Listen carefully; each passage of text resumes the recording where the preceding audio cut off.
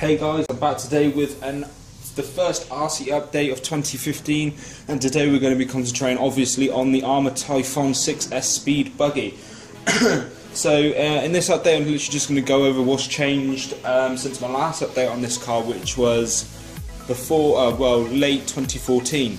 And now it's early 2015. So there's a couple of things that have changed on it, some minor, some major changes.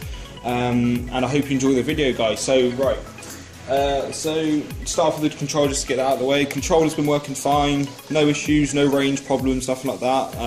All still works. You know, just a standard 2.4 GHz controller, everything works fine. So the first thing you can see that's changed are the wheels and tyres. So these tyres specifically are for my local racetrack, which is an Astro track, which requires quite aggressive pin style tread. These are associated wheels, so team associated with Hobbywing Racing team tyres. I'm not too sure on the specific name of either, but I bought them off a local racer down at the track, so they seem to work fine there. I'm still trying to get some track footage. It's very difficult though when people obviously all wanting to use their cars. So I've still got to work on getting some track footage of this car. I will try my best, guys, can't promise anything though. So let's move on to the body shell. So the body shell is mostly fine. As you can see, it's a buggy body shell, don't expect anything. But I do have one crack in here. See if I can get that camera to focus for you guys. Come on, focus, there you go. So I've got a little bit of a crack here. Turn it back around here, and yeah, you see it's obvious here. I presume this is from the chassis flex, and basically the body's just getting hit and stuff like that, and when I've landed directly on top, and it's forcing the body to move, and it's kind of damaging the body, but it's not too big of a deal, to be fair. And I've got a little bit of rubbing here, that's from where the servo's turning left and right, so again, not a big deal. But overall, great body shell, great looking thing. And now onto the car. Now the main thing I need to go over with you guys is the ESC. Now if I can get the camera to focus, the ESC is a Hobbywing Quicrun 150 amp waterproof ESC, which replaces my original Arrma 180 amp ESC. Now you guys might be wondering, why did you go down an amp rating when the original Arrma one's 180 and this is 150? Basically because this ESC works. So I'm sure some of you guys may know my original Arrma ESC that came with my Typhon originally blew up in the 6th run I did on it, and I only used in 4S, and it blew up in the 6th run. So I sent that ESC back and they sent me a new one, which worked for about a month. And then I ran into some issues, more noticeably the LVC cutoff. Now, to give you a bit of background story, I took this car to the track when it was completely stock, with the stock ESC, stock servo, stock tyres, everything was stock. Stock gearing as well. And I took it there, and I had my freshly charged 5700 60C zippy packs. And they were freshly off the charge. I plugged them in, everything worked fine, you know, no issues. And I took it round to my track, which each lap is a 25 to 30 second lap, depending if you crash, etc. And this car hit LVC after 2 laps, so say about a minute overall. After a minute of running, LVC had hit in. Now I double checked the voltage on my batteries, and they were they weren't flat whatsoever. I charged them up again, and they literally charged about 1000 milliamp hours, if that. And basically I put a post up on Motorsport UK forum, and people were commenting about Arrma using dry solder for their connectors. So from the ESC leads up to the battery connector, they called it dry solder. I don't know what the technical name or whatever it is. And basically it's like a poor quality of solder, and basically it causes more resistance to current flow, which means the LVC was cutting in because it couldn't detect the battery's actual voltage, or it misread them and hit LVC.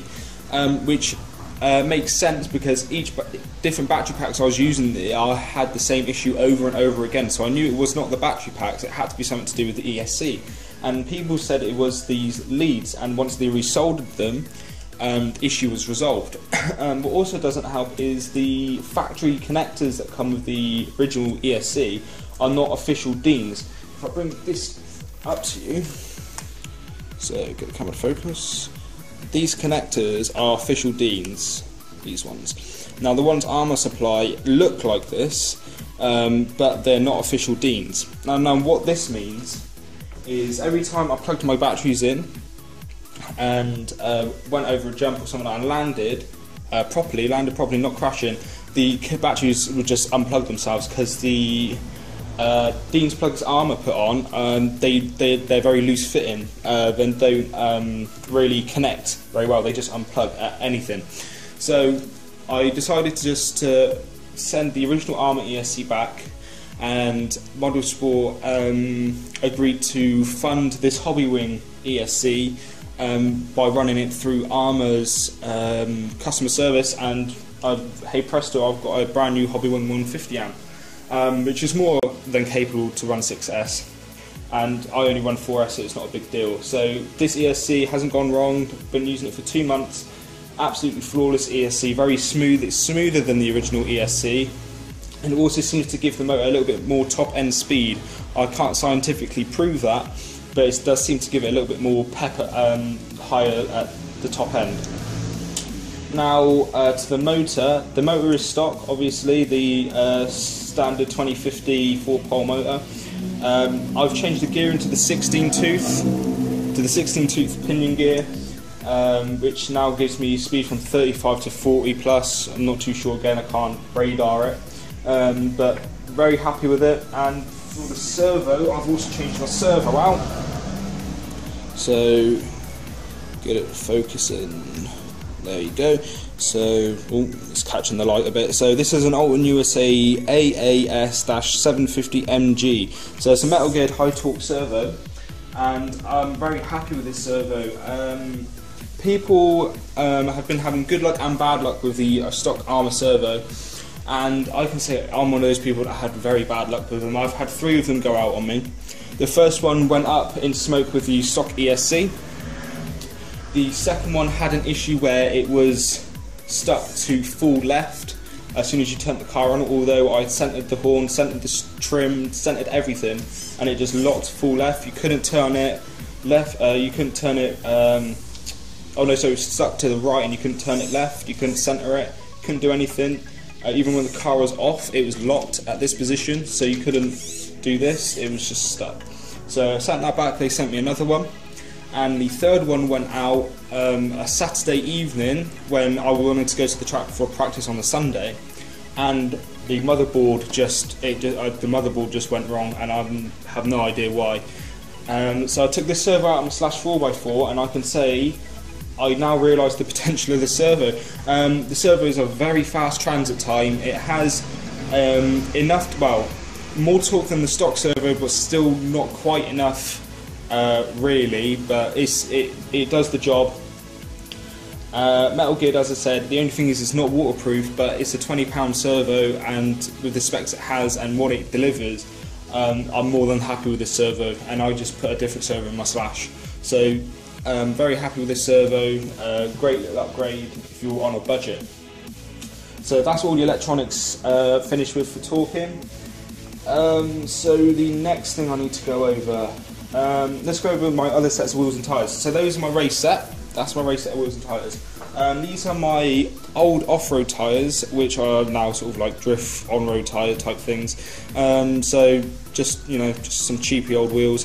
One thing you need to know is the hex. So it is a 17mm hex size, but it's a shallow hex, so shallow depth.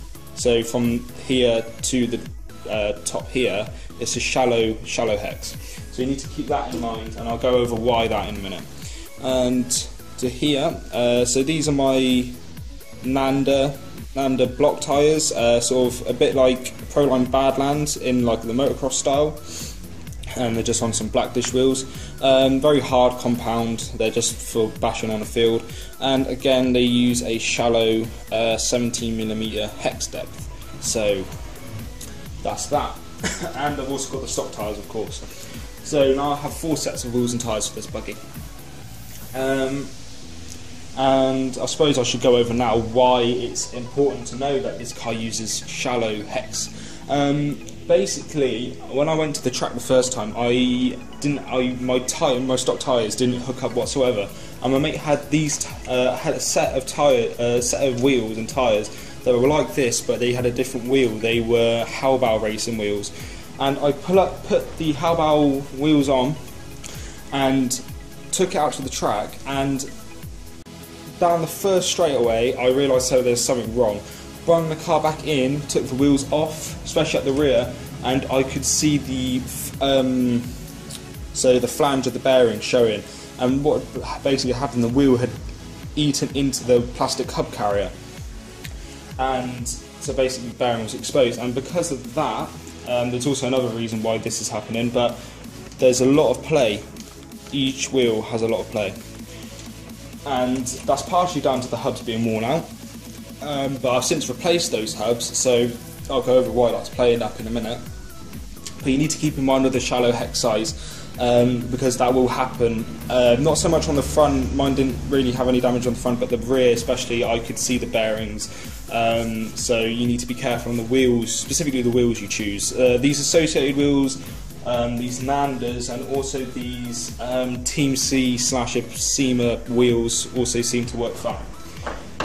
So now on to breakages. I haven't had anything break apart from those hubs, but then that's more wear and tear, my mistake.